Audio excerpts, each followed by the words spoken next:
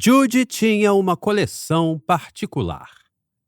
Tinha desenhos emoldurados dos 7 anões na parede do estúdio, entre seus discos de platina. John Wayne Gacy, o palhaço assassino, fizera os esboços quando estava na cadeia e os mandara para ele. Gacy gostava da Disney dos anos dourados, quase tanto quanto gostava de molestar crianças pequenas. Quase tanto quanto gostava dos discos de Judy. Judy tinha o crânio de um camponês do século XVI, que fora perfurado para os demônios saírem. Guardava um monte de canetas enfiadas no buraco no centro do crânio. Tinha uma confissão de 300 anos atrás, assinada por uma feiticeira. Eu realmente falava com um cachorro negro que dizia que envenenaria as vacas, enlouqueceria os cavalos e adoeceria as crianças se eu deixasse ficar com minha alma. E eu disse que sim, e depois lhe dei o seio para chupar. Ela foi queimada viva. Tinha um laço duro e gasto que fora usado para enforcar um homem na Inglaterra na virada do século. O tabuleiro de xadrez de infância do mago Aleister Crowley e uma fita snuff, que mostrava uma cena real de assassinato. De todas as peças da coleção, esta última era a que lhe causava mais incômodo.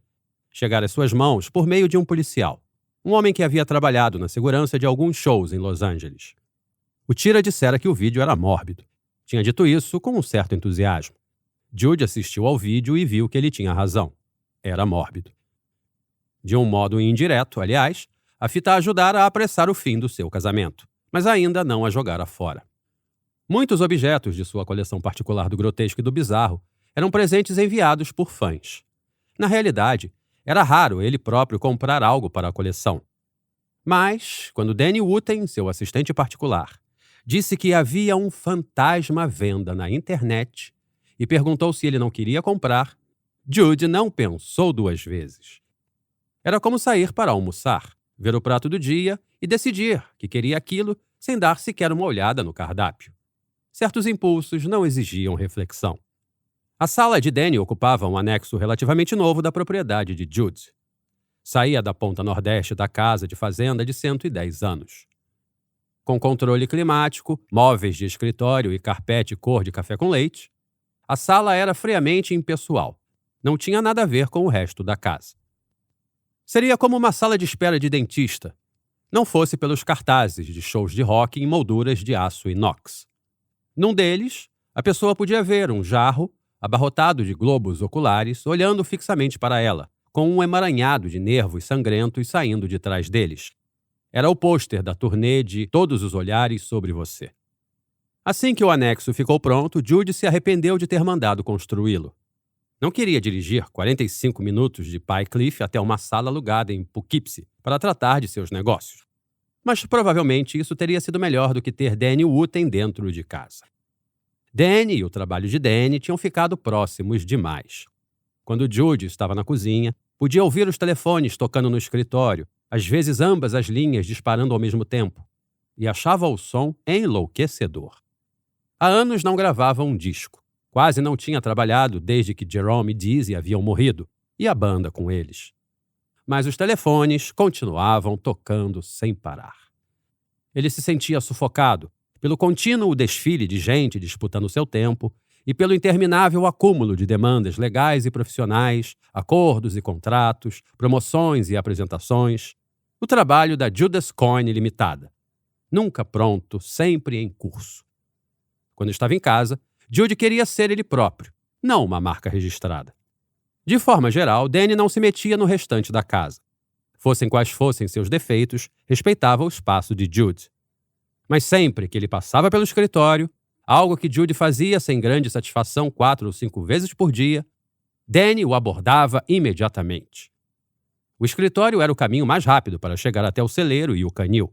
Judy poderia evitar o assistente se saísse pela porta da frente e circundasse a casa. Mas ele se recusava a se mover furtivamente ao redor da própria casa só para não dar de cara com Danny Wooten. Além disso, não parecia possível que Danny sempre tivesse alguma coisa com que aborrecê-lo.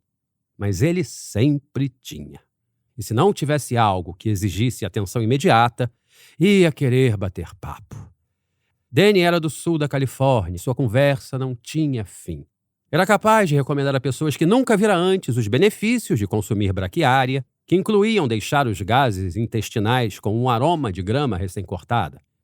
Tinha 30 anos, mas falava de skate e de PlayStation com o entregador de pizza como se tivesse 14. Danny desabafava com os homens que vinham consertar o ar-condicionado, contava que a irmã tomara uma overdose de heroína na adolescência e que fora ele quem encontrara, ainda rapaz, o corpo de sua mãe, depois que ela se matou. Era impossível deixar Danny desconfortável. Ele simplesmente ignorava o que era timidez. Judy estava voltando para dentro, depois de alimentar Angus e Bon, e passava pelo meio da área de tiro de Danny, achando que talvez conseguisse cruzar ileso o escritório, quando o assistente disse: "Ei, chefe, dê uma olhada nisso." Danny iniciava quase todo o pedido com aquelas palavras. Uma frase que Judy aprendera a temer e da qual já se ressentia. Um prelúdio a meia hora de tempo perdido preenchendo formulários, lendo faxes, etc. Então Danny lhe disse que alguém estava vendendo um fantasma. E Judy esqueceu a má vontade. Contornou a escrivaninha para poder dar uma olhada sobre o ombro do assistente na tela do computador. Danny tinha descoberto o fantasma num site de leilões online. Não o eBay, mas um de seus clones menores. Judy correu o olhar pela descrição do item enquanto o assistente lia em voz alta. Danny cortaria a comida no prato para o chefe se ele deixasse. Tinha uma postura de subserviência que Judy francamente achava revoltante num homem. "Compre o fantasma do meu padrasto", leu Danny. 6 semanas atrás, meu padrasto, já idoso, morreu de forma súbita. Na época estava hospedado conosco. Não tinha um lar fixo e costumava passar temporadas com diversos parentes, ficando 1 mês ou 2 em determinado local antes de seguir. Todos ficaram chocados com seu falecimento, especialmente minha filha, que tinha muita intimidade com ele. Ninguém poderia imaginar. Foi um homem ativo até o final da vida. Nunca se sentava na frente da TV. Todo dia tomava um copo de suco de laranja. Tinha todos os dentes. "Isso só pode ser piada", disse Judy.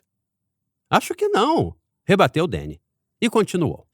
2 dias após seu funeral, minha filha o viu sentado no quarto de hóspedes, que fica bem na frente do quarto dela. Depois disso, a menina não quis mais ficar sozinha em seu quarto, nem mesmo ir para o andar de cima. Expliquei que o avô jamais iria machucá-la, mas ela disse que estava com medo dos olhos dele. Disse que estavam cheios de traços negros e não serviam mais para ver. Desde então, ela tem dormido comigo. A princípio, achei que fosse apenas uma história assustadora que ela estivesse contando para si mesma, mas não é só isso. O quarto de hóspedes está sempre gelado.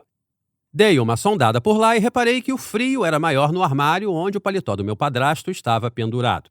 Ele queria ser enterrado com aquele paletó, mas quando vestimos na casa funerária não ficou bem nele. As pessoas encolhem um pouco quando morrem. A água que existe nelas seca. Uma vez que seu melhor paletó tinha ficado grande demais, deixamos que a casa funerária nos convencesse a comprar um dos que ela vendia. Não sei por que dei ouvidos a eles. Na noite seguinte, acordei e ouvi meu padrasto caminhando no andar de cima. A cama no quarto dele não parava arrumada e a toda hora a porta abria e batia. A gata também não queria ir para o outro andar e às vezes se sentava no pé da escada observando coisas que não conseguíamos ver. Ficava algum tempo olhando fixamente, depois miava como se alguém tivesse pisado em sua cauda e saía correndo. Meu padrasto foi espírito a vida toda e creio que só está aqui para ensinar a minha filha que a morte não é o fim.